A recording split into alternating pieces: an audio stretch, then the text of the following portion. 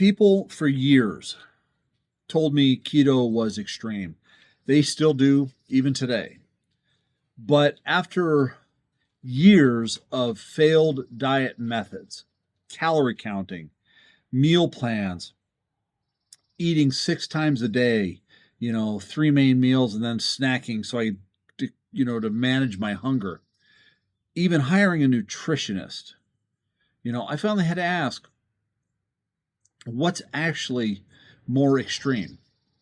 Cutting back on foods that kept me overweight, exhausted, and constantly craving more, or staying trapped in a cycle of hunger, cravings, and repeated failures, right?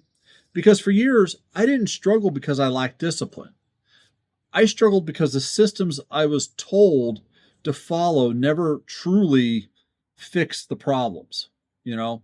And that's where I think a lesson from Aristotle still matters today.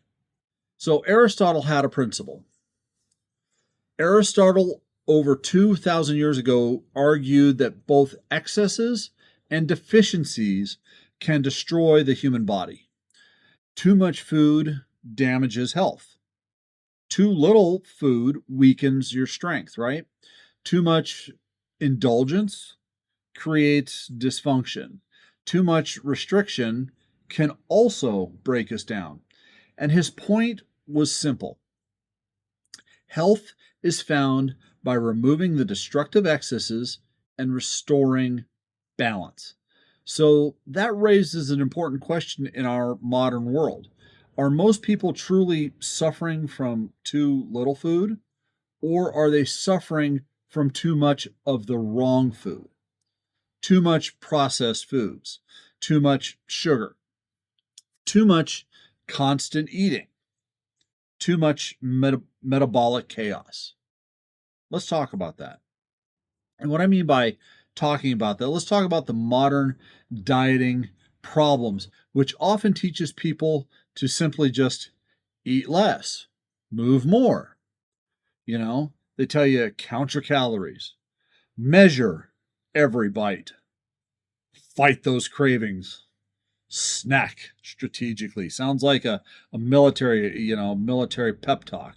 Use more willpower. But here's the problem. For many people, especially hardworking, blue collar men, that system becomes exhausting. Because if you're constantly hungry, right? You're constantly thinking about food. You're constantly trying to resist those cravings. You are not solving the root problem. See, you're fighting your own biology every single day, and eventually your willpower gets tired and you're wore down. Gentlemen, that doesn't mean you're weak, right? It just means the system that we've accepted right now is seriously flawed. See, for years, many of us were taught that being hungry all the time was normal, right? That suffering was the part of success.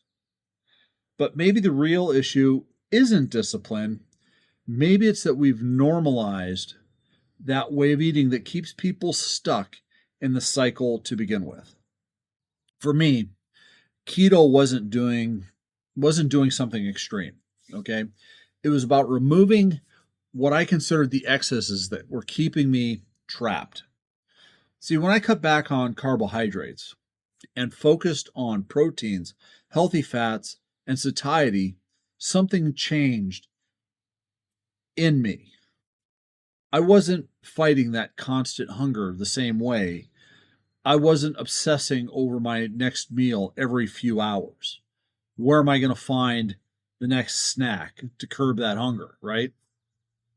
I was no longer stuck in the same cycle that failed me before. See, for the first time ever, my nutrition felt sustainable.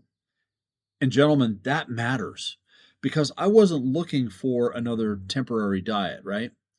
I was looking for a way to regain control over my body, my health, my strength, and my future.